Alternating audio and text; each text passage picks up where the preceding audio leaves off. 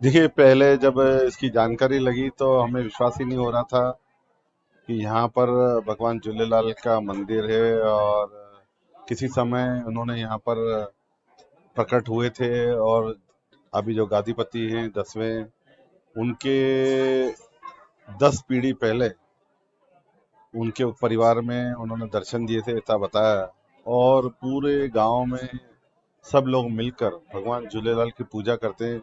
तो इसकी जब जानकारी लगी तो हमको बहुत आश्चर्य लग रहा था कि गुर्जर समाज भी भगवान झूलेलाल का जिस प्रकार पूजा अर्चना करता है, उसी प्रकार करता है जिस प्रकार पूरे देश और विश्व में सिंधी समाज करता है।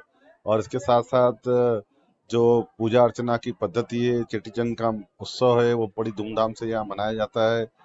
हर वार त्योहार पे यहाँ कार्यक्रम होते हैं, प्रसाद चढ़ाया जाता है। और खास करके जो प्रसाद है, जो सेसा है, मिट्ठी तायरी, मीठे चावल, वो प्रसाद चढ़ाया जाता है, उसका भोग लगाया जाता है। और अक्खा है, बाराणा साहब है, हर वो सब जो पद्धति सिंधी समाज भगवान झूलेलाल के मंदिर में अपनाता है, वो सब यहाँ है।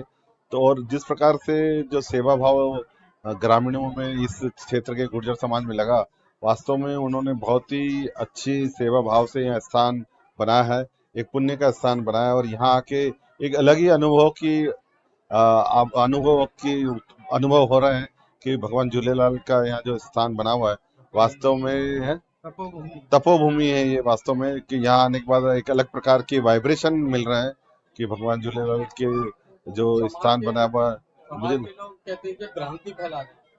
देखिए, ये जिस पारंपरिक पूजा अर्चना से जिस प्रकार हम सिंधी समाज करते हैं, उसी प्रकार से पारंपरिक रूप से भगवान झूलेलाल का यहाँ पर विधि विधान से पूजन होता है। वाराणा साहब है और चेटीचंड उत्सव मनाया जाता है। तो जैसे हम मनाते हैं वैसे ही गुर्जर समाज मना रहा है। तो मुझे लगता है ये बहुत अच्छी बात है कि भगवान झूलेलाल का जन्म उत्सव यहाँ भी मनाया जाता है।